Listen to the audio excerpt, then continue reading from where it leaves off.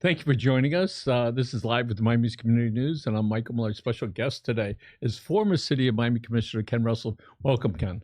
How you doing? Okay, you're running for the City of Miami mayor. I was. I think I am. You are? I don't know when. All right, but you're still doing that. Whenever it happens, Okay. yes. Okay. Well, let's talk about the things that are really important came up last week, right? As far as the election postponement and term limit change. Yes. So there's a big question, which was, can a city commission go ahead and arbitrarily change that date without going back to the voters? My absolutely unbiased answer, not coming from a disenfranchised candidate, is no. Right. No, the state statute that they are using to do this election move, I believe is being used incorrectly. But I think we should back up a little bit to talk about why they're doing it and why they're doing it this way, because it's very confusing to the voters. Right. So we'll get to that in a second. So what they wanted to do was move it out so that people would be in office for an additional year. Mm-hmm. So then it would be in sync with the national elections. Yes. The idea is to move from odd years to even years for our local elections, the years you have a president or a congressional In City of race. South Miami did it. They went to the voters to decide that. Imagine that. Yeah, imagine that. And sorry, Damien, and the rest of your commission over there. I look at it. If I vote for somebody for 4 years, that's what I'm voting for, not for 5. Correct. And whatever money they're getting. So even though I don't think it's a money issue, but to go from 4 to 5, it is that would be a 20% increase, and the length of it, 20% increase of Their pay. salary. All right. $100,000 a year. Is that right? Yes. City Miami Oh my Commissioner. goodness. How did that vote go down? How do you think it went? Okay. So, I love Damien. He is my successor as a city commissioner in District 2. And I've sat where he sits, and I know what he's trying to do. He's trying to accomplish a good thing, which is to change what is fundamentally wrong with our charter, to increase voter turnout, to get permanent lifetime term limits for commissioners and the mayor, and to move to even year voting for Is anything wrong with that? the ends do not justify, the means do not justify the ends. Did I say that correctly? Yeah. Because there are correct ways to do this, like South Miami, or like you're saying, other cities have put this on the ballot. This is a constitutional change to our charter, and that is hands off for city commissioners. Commissioners can change the code, and a lot of people don't know the difference between that. The code are the laws of our city. How tall you can build a building and where you're allowed to spit. Those are the code, and the city commissioners vote on those code changes. What they're not allowed to vote on is anything that gives them additional private benefit. Anything that benefits them personally, they cannot vote on. They can't change their terms. They can't change when the elections are. They just did. And the governor and the state attorney general have said they're going to stop them. It's a rare moment where I agree with this current governor and attorney general, but in this case, they are right. So we're looking forward to that hearing. It's going to come up pretty soon, I suppose. Well, they haven't put it on a docket yet. A lot of letters, a lot of stern letters going back and forth, and a lot of candidates, of which there's a half a dozen of us so far. I'm running for mayor. At least 2 others have said that they intend to sue, but everybody's watching to see the state attorney general and whether or not he files an injunction against the city of Miami. Okay. What's going on with the Olympia Theater? Ha! Son of a gun. Yes, another great idea of local government doing things the bad way. They'd like to save the Olympia Theater. This is our storied downtown Flagler Street gem, also known as the Gusman. It's been there for 100 years. Elvis Presley has performed there along with many other people. It is a city asset owned by the city of Miami. It has 80 units on top of it, and a lot of people don't know this as well, that have been apartments in the past. That's pretty big. That's a big building. It is. It's sat basically abandoned. It hasn't hosted shows in a long time. The Miami Miami International Film Festival just opened up there, but before that, it had just been the Lego display and the immersive Van Gogh. They ripped all the seats out. So the family who donated it to the city was saying, "Hold on, there's a problem. City, you need to do something." Yes. They donated it to the city, and the city was supposed to be a good steward of this asset. They have not been. It's in disrepair. It needs about $20 million just on the facade alone to bring it back. The theater needs some work, and of course, those 80 gutted units, nobody knows what to do 80 with them. apartments on top of that theater? Yes. Yes, originally they were affordable housing units, and that affordability covenant with the federal government ran out, and so they're now abandoned. Shows haven't been playing, and the facade is falling apart. So the Gusman family says, give it to us back because you're not doing what you're supposed to do. I don't think they should give it back. I don't think they should settle with the family. I think they should just do what they're supposed to do, which is restore the theater, bring in an operator, and figure out exactly what to do with those units on top. So they want to give it away, from what I understand. This is another crazy new concept that started in the city after I left. We never gave away any assets. We would do long-term leases. We would do management agreements.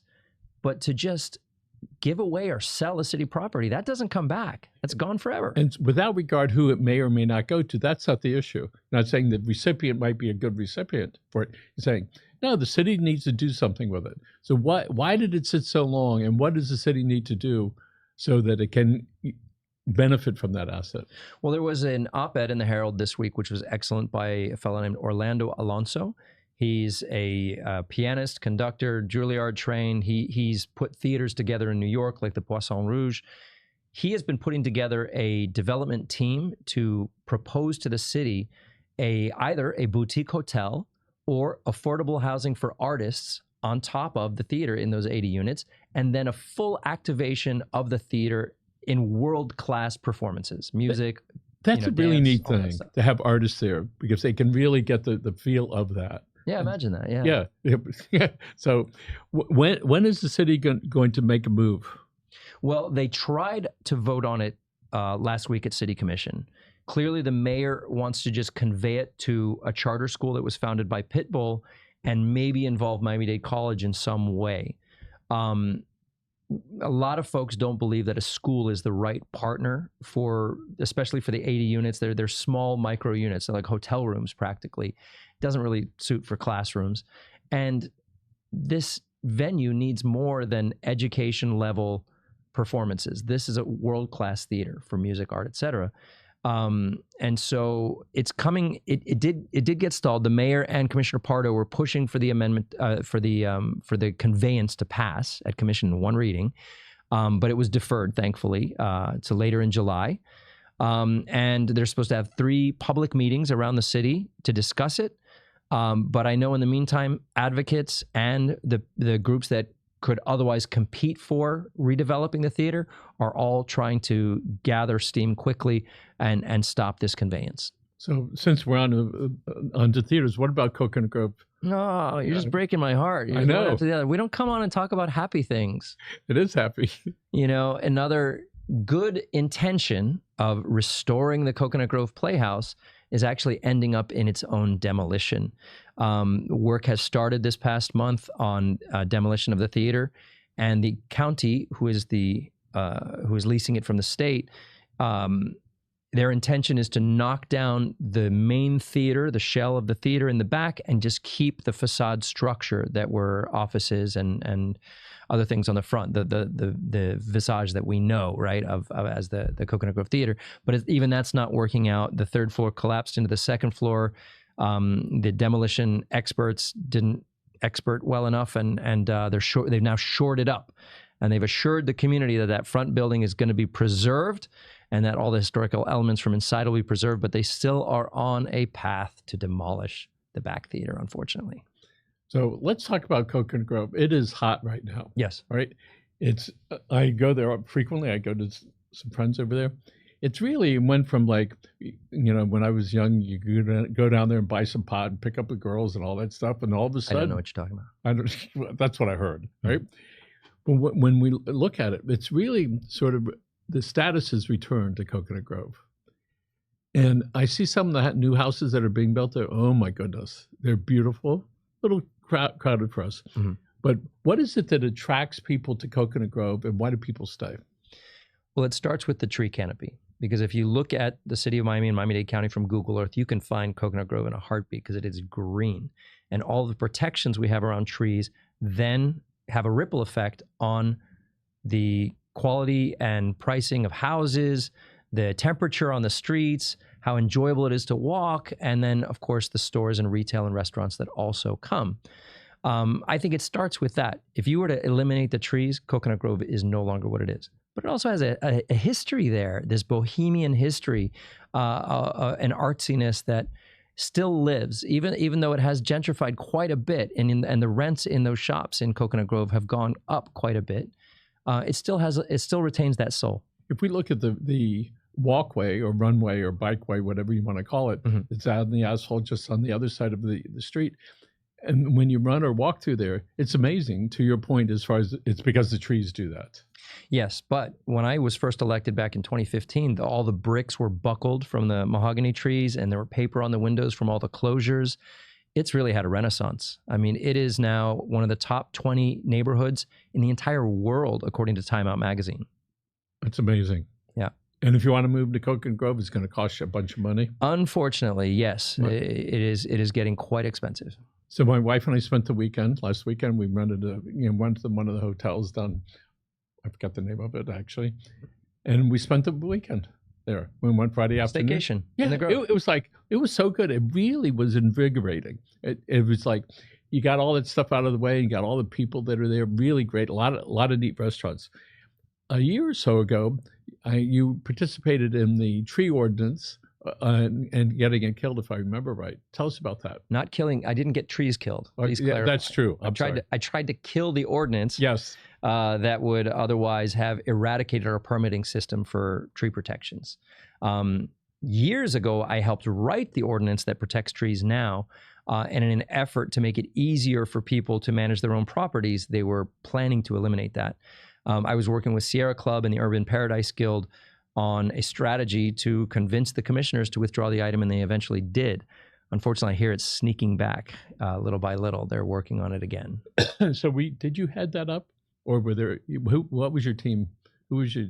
How'd you make that happen? So I do work with Sierra Club, and very overtly, I'm registered to lobby at the county on the incinerator issue. But when it came to the tree issue, as a former elected official in the city of Miami, and possibly with my relationship with Joe Carollo and even currently with the mayor, maybe not best for me to be the front man standing at the lectern advocating for the trees that might get them chopped down even faster. So I helped work with Sierra Club and Urban Paradise Guild in the background on the political strategy, the legislation, and the advocacy. So one of the things that we learned, there's a legal position, then there's the neighborhood political issue. Yes. Which sometimes they're in complete conflicts with each other, but they're an elected body. They could do a lot of stuff, including violate some rules, and then somebody would have to take them to court and try to get that overturned. To go back as far as your history, you were at City Miami Commissioner, what were the years? 2015 to 2022, 7 years. No kidding. That's 2 terms. That's pretty nifty. So you got reelected. I did. 2019, reelected. And they liked you. When I first met you, actually, I met you through Facebook or wherever it was. Maybe it was TikTok then. And you would walk along the waterway and you would show people the stuff that was going on. I thought it was really good. You were way ahead of the curve. I'm still doing it now. All right. TikToking way too much. So, and also for those that don't know, you rebuild cars. I try. And which really says to your mindset that you're able to do that and think that through. So you're still sharp, no matter what she says about you. You're still pretty sharp, right? So let's talk a little bit about the future of the city of Miami. What are some things that you'd like to say? If I could push a button and get my colleagues to go along, this is what I'd like to get done. The charter reforms, a lot of which Damien is working on. I would do it a different way, but I am in favor of major charter reform. I'd love to see that commission expanded to more members. For anyone who's interested in these charter reforms, there's a group. You can go to strongermiami.org. There's a petition there that you can sign that will get a question on the ballot to move to even year voting and expand the commission from 5 to 9 members. Currently, it's the largest city in the country with only 5 commissioners, and that's way too much power and way too few hands. Even though I was one of those hands at one time, I don't think we should have that much power. So often that when people take a zoning item in front of a body, you have the rights of the property owner, yeah, then you have the rules, yeah, and then you have the neighbors. So as an elected official, how do you balance all that, trying to recognize everybody has a position? Well, first you have to remember, as commissioners, as the elected body, we work for the residents. And this is something that's been lost at commission meetings lately. You've seen people get ejected from county commission meetings and city commission meetings, not for being violent, but for speaking. And that's a dangerous, slippery slope. That's something that when I was the chairman of the commission, no one ever got ejected. We work for the public, and we need to work with the public. And if they're not following the rules of the commission, that doesn't just simply give us the iron fist of ejection. We should be talking to them. You might have been referring to in front of the Miami-Dade County Commission. A lady got up and there was some controversy. Anyway, so she got hauled out.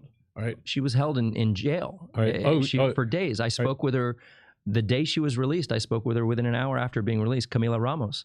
Right. She's a business owner here in town. So in one of the I think it was New York Post, 355,000 people watched that. I watched it the other day. Oh my goodness. I don't know how she didn't like completely freak out. You got 4, 5, 6 guys, all right? And there was a woman also in there trying to get her out. It was pretty obnoxious, actually. And I don't know what the answer is, but... Well, I'll tell you what the answer is. It doesn't just fall on the sergeant-at-arms in the sheriff's department. You have an entire elected body. 14 elected officials sat up there and watched her get hauled out. That group of sergeant-at-arms answers to that body. They're not there just to enforce law. They're enforcing the decorum of the room as set by the chair and the body. When they say throw someone out, that's when they get thrown out. But at any moment, any one of those electeds could have said, this doesn't feel right. Please stop this ejection. Mr. Chair, I move that we stop this ejection and explain the rules better to the public and talk with them. And that didn't happen. So there's an accountability factor here for the elected officials that need to stand up when they see something going wrong. So I think in hindsight, maybe if we could have a real conversation with them, now that you know what happened, all right, if you could push a button and change it, all right, perhaps they would. But it didn't look good at all. Interesting enough, because Michael Roseberg was before the county commission on an item that had been pulled the night before. So he went down and said, I'm here to speak about this, but you just pulled it. So there was a little conversation. But essentially, it grew out of something like that, about how do you keep people are very emotional. It's a very emotional time for people in South Florida, especially about as far as the immigration issue. People are beside themselves.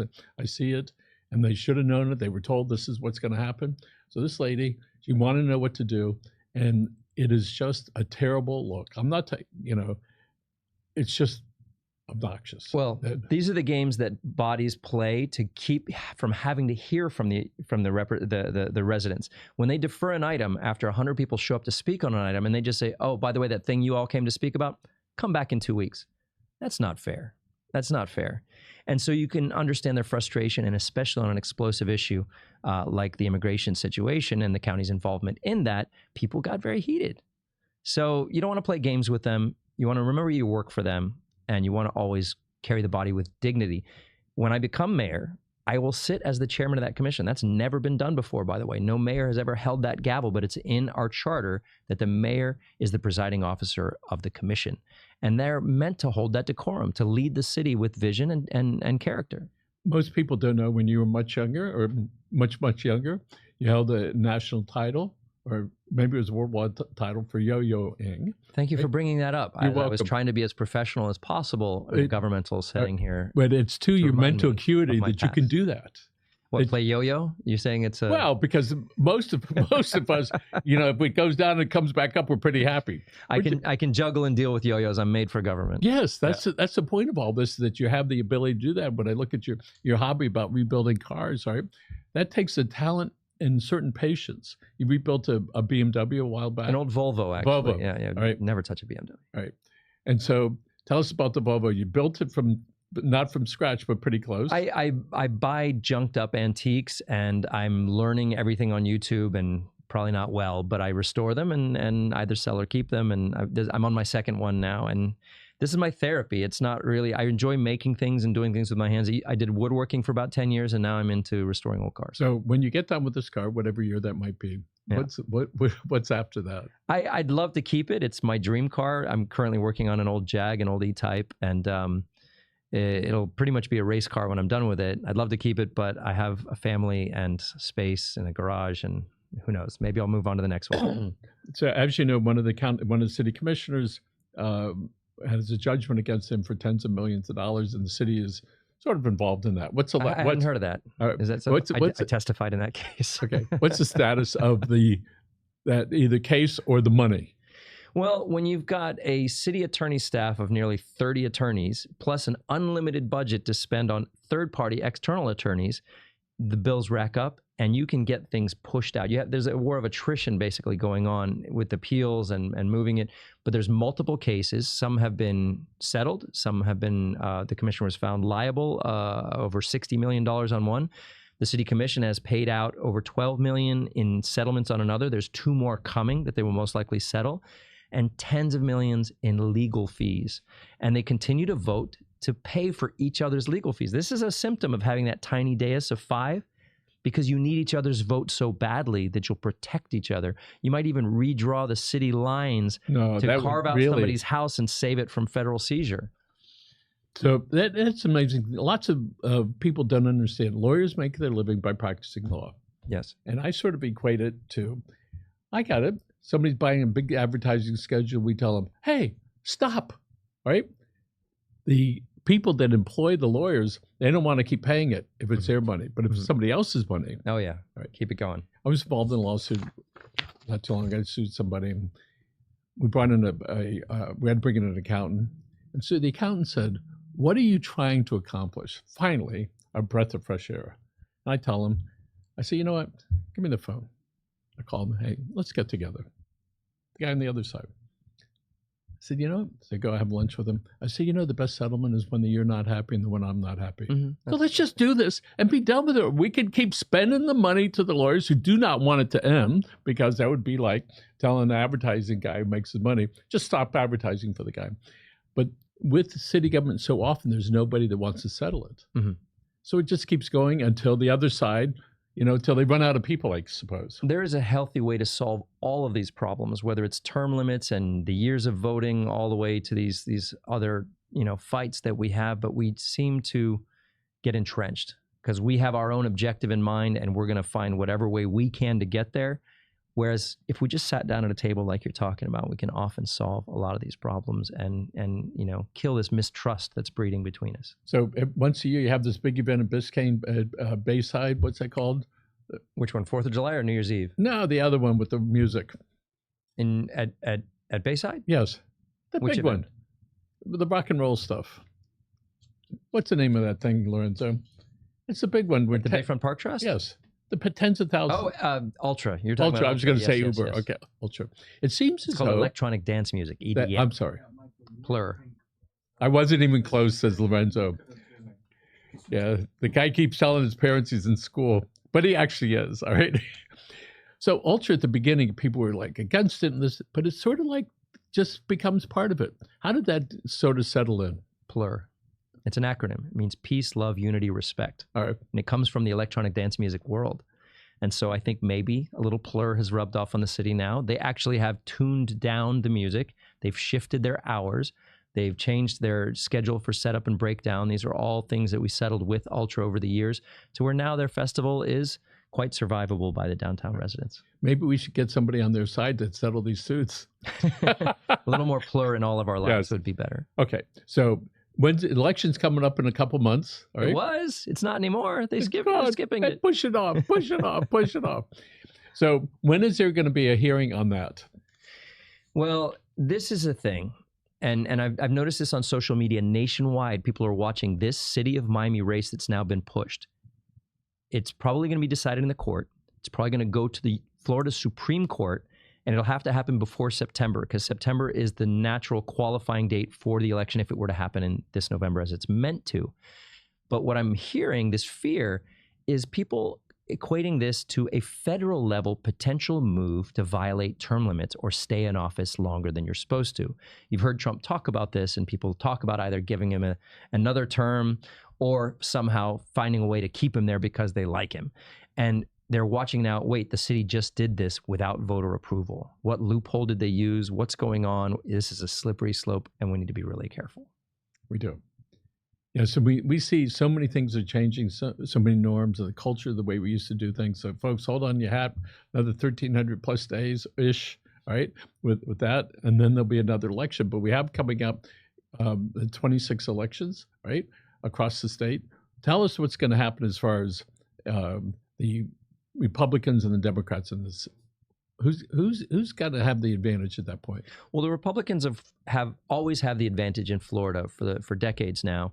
But this is a moment of opportunity for Democrats where there will be a swing back pendulum. There always is a pendulum, right? And we've had Trump with the pendulum here now on his second term, and it's going to swing back, always does in a midterm. So this is an opportunity for state and federal seats across Florida for Democrats in a moment where there may be a lot of discontent. Even Governor DeSantis, by pushing forward this alligator Alcatraz concept in the Everglades, may be hurting a lot of the environmental advocacy for the Everglades that he's worked on for the last term. So as you, yes, but for Democrats, they've actually lost their foothold on the environment as Republicans have shown that they care about water and air quality too. But these sorts of moves during an election year and coming into an election year could actually favor Democrats. So again, let's talk about the Miami-Dade County's waste energy plant that was burnt down in 2023. The county commissions conveniently put it off several times. We're currently paying $500 million a year, and it's going. The garbage is, imagine it, is going into the middle of the state, and some is going to Mount Trashmore. It is. I look at it; it is so barbaric what we are doing. I don't know what the answer is. It just boggles my mind that we want to keep everything clean, but we're dumping it all in there. We frequently talk with the solid waste department, and my frustration level is very high because they get that feedback. The most that I could do was go out and I bought a composter for the house. Mm-hmm. It works perfectly, folks. Mm-hmm. It dehydrates the stuff. It lets us know when there's 10 pounds in it. We take it, we put it on the plants, and it actually works. Good for you. We put food in there. We put chicken bones. And within a couple of days, it's all black little slivers. It does not smell at all. What you're doing is amazing, but the county and the city should be providing that service for us as well. So you don't need to do the composting yourself. All you should be needing to do is separate your compostable waste. And if we were to do that, we would no longer need an incinerator.